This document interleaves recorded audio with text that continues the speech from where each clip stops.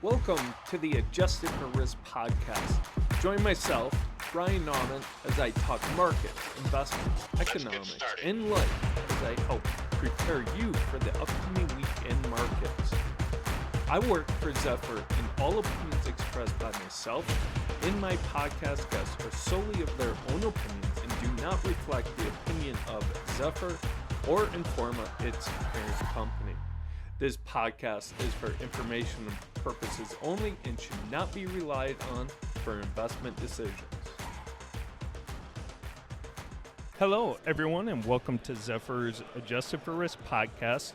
We are on location at Wealth Management Edge Conference in beautiful Boca Raton, and it's warm, but we're surviving. We're drinking a lot of water here this week. You know, alternative investments have gone mainstream in the wealth management space, which is great for the retail investor, but it also brings up a lot of other maybe obstacles or things that financial advisors must consider when having that conversation with their clients. Well, I have on the perfect guest to talk about alternative investments and so much more. But first, this episode is sponsored by Zephyr, which helps investment professionals make more informed investment decisions. I'd like to give a very warm welcome to Rich Boghosian. Rich is the co-founder and managing partner at Peak Alts. Rich, thank you so much for coming on the show. It's an honor to have you on. Can you just tell us a little bit more about Peak Alts? Sure, Ryan. First off, thank you very much for having me. I appreciate the opportunity. Yes, as you put it out, I'm one of the founders of Peak Alts or Peak Altitude Partners. We are a private investment firm founded on the focus of curating alternative assets for the private wealth sector. When I say private wealth sector, we are partnering with RIAs, family offices, high net worth individuals to work with them in partnership to identify, diligence, and structure private market investment opportunities for them and their clients. Fantastic. You know, financial advisors have so many different options on, in different platforms. How does Peak Alts really separate themselves from other platforms out there? How do you distinguish for yourself? Yeah, no, it's a great question, and I think there are a few factors that we would focus on as we bring ourselves to market and think about our relationships with our clients. I think first and foremost, we are investors at heart. Personally, I've spent my entire career in private markets, the last decade as a private equity investor. My partner, Josh, comes from a credit background, so he and I serve as co-CIOs within our firm, bringing both the equity and credit side of the world that we apply to everything that we look at. So I think that being investors first and foremost is one of the key aspects of why we can be good at what we do. Mm-hmm. We're not technologists necessarily. We utilize technology to support what we do and make us more efficient, and we can get into a little bit more around that, but really focused on identifying what we view as top performing investment opportunities. Mm-hmm. I think a second piece is that we're independent. We don't have asset managers that are investors in us or on our behalf, so everything that we do we're looking at with a lens of that being a unique opportunity that we bring independence to. And finally, we don't accept placement fees from investment managers, so we remove that negative selection bias. Everything that we do is, again, focused on what is going to provide that best net risk adjusted return for our clients. We're not focused on where we can raise the most money for the most we might get paid for doing that. That's not how we operate or find success. Fantastic. I love that you mentioned that you're investors first. At Zephyr, it's all about the investment analytics and creating that, optimized investment portfolio, mean variance optimization. And also, that comes into alternatives, right? Alternatives can play a huge role in building that optimized portfolio, making that efficient frontier move to the northwest, right? What other benefits do you believe venture capital, alternative investments bring to, RIAs or family offices to help them diversify their investments?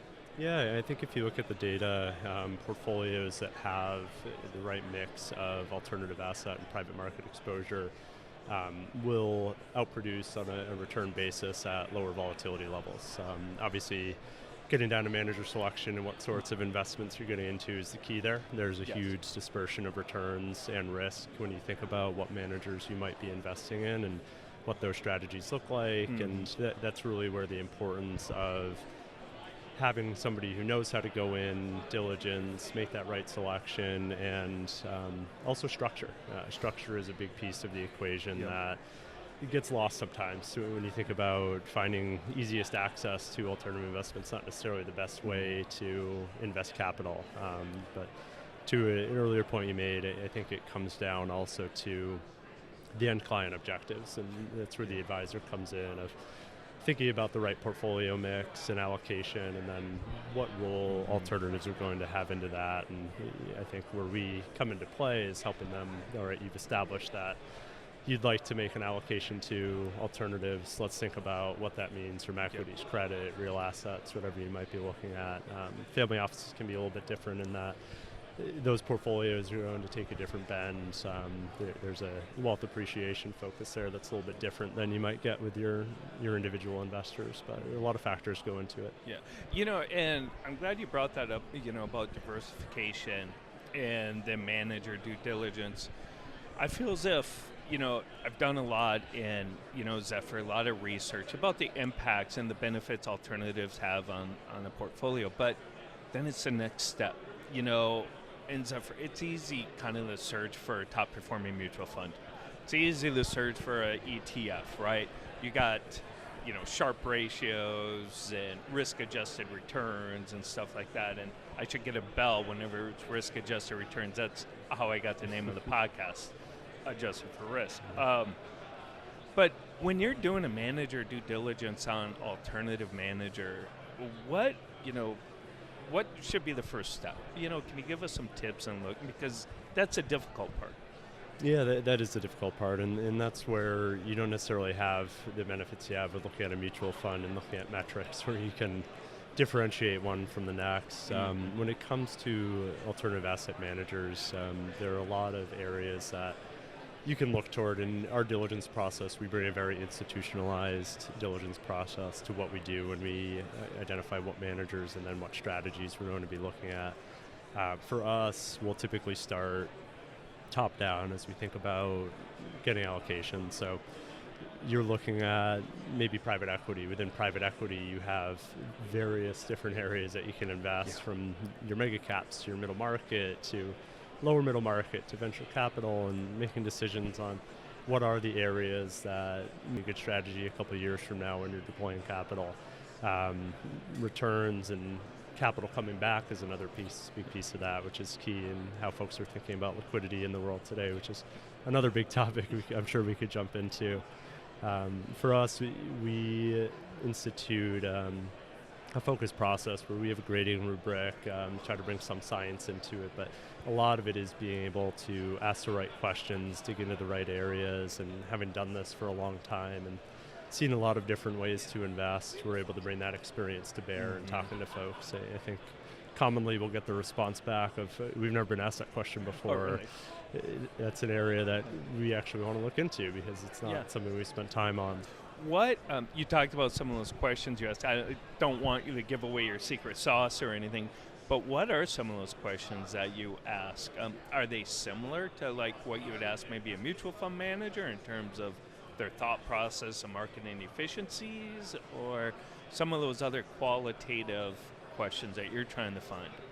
Yeah, and that'll really vary. It's hard to pin down single examples, but the process will be a little bit different than when you're assessing a public market investment, just because there's a much different approach when you're actually acquiring a business in private equity, for example, that there are influences you can have over the performance of that business as opposed to a mutual fund where you might be reallocating a mix of assets held within that, or understanding different exposures that you might have in the public market, whereas there is that control premium you get with an acquisition, just using the private equity example there.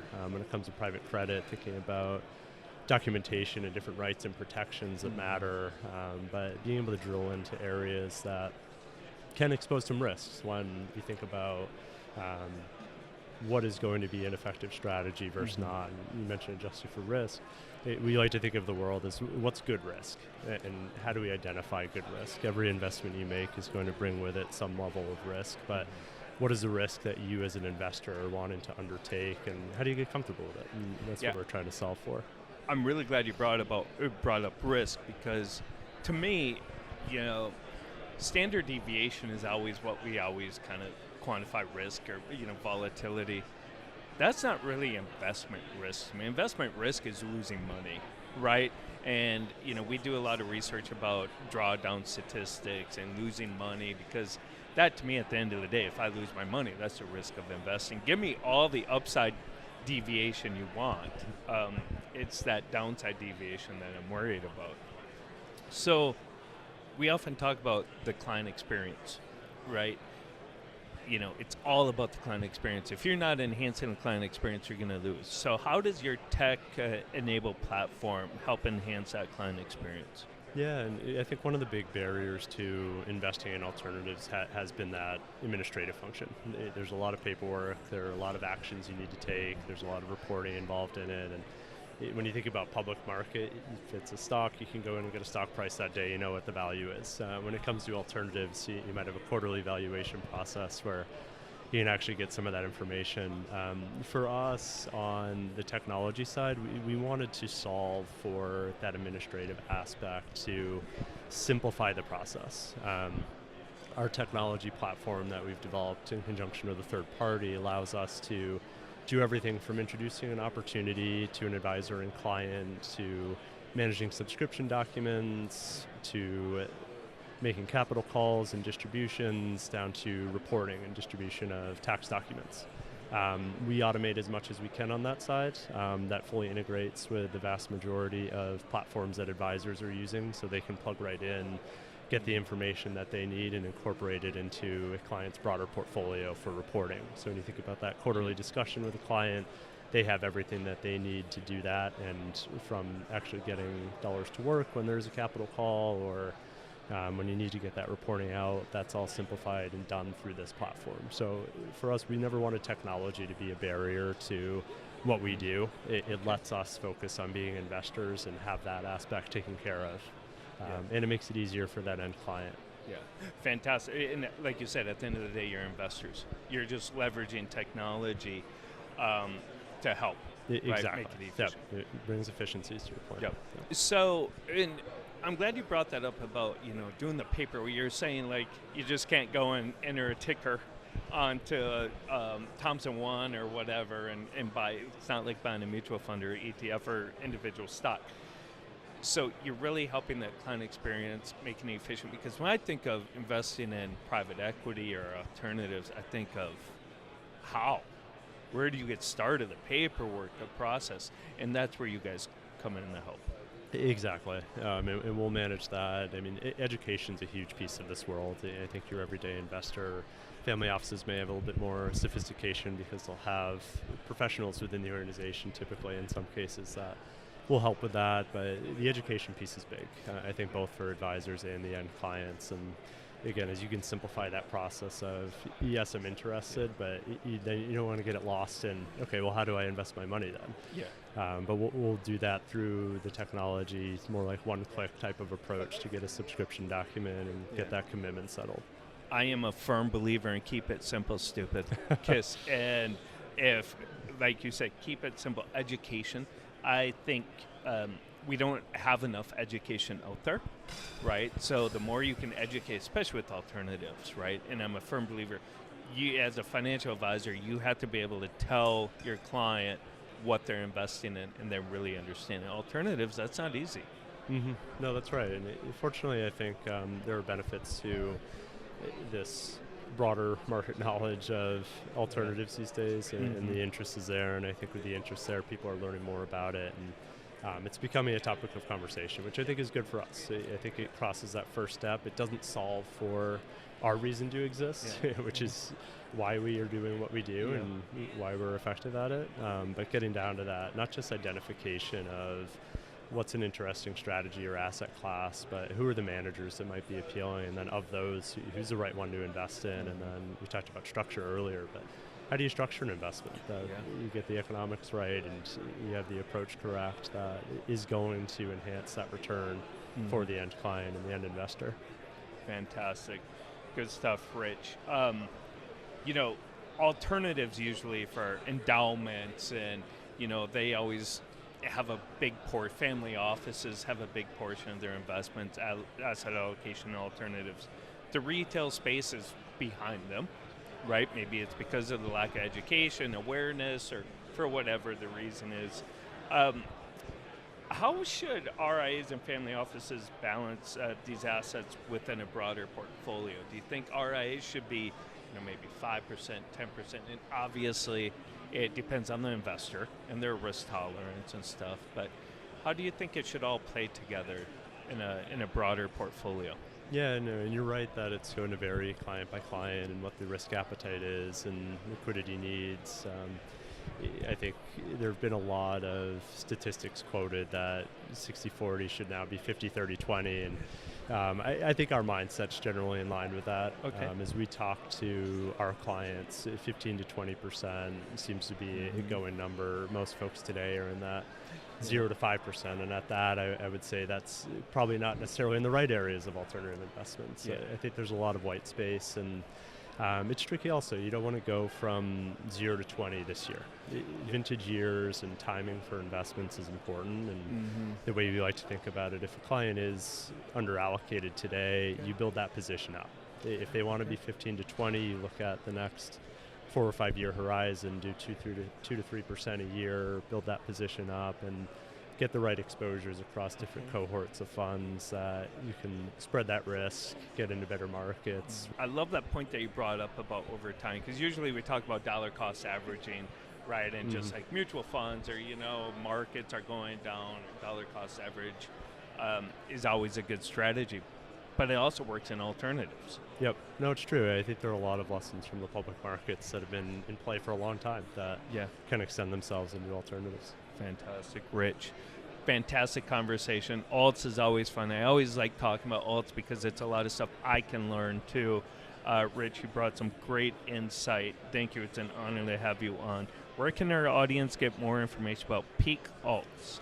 Yeah, you can find us on our website, just peakalts.com. We're on LinkedIn. You can track us through that, and we're very open to conversations with clients. We take a long-term view with our client base, very partnership-oriented. We invest in everything we do ourselves from personal capital, so we're firm believers in the investments we make and in our process. There is a benefit to co-investment, right?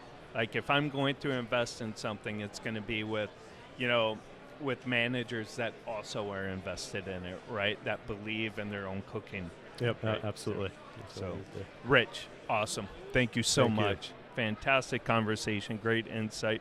And thank you, everyone, for listening to this episode of Zephyr's Adjusted for Risk podcast. You can watch all of our other episodes on the Zephyr YouTube channel as well as on Spotify. And please be sure to like and follow those channels and give us a follow on LinkedIn. Thank you, and have a great rest of your day.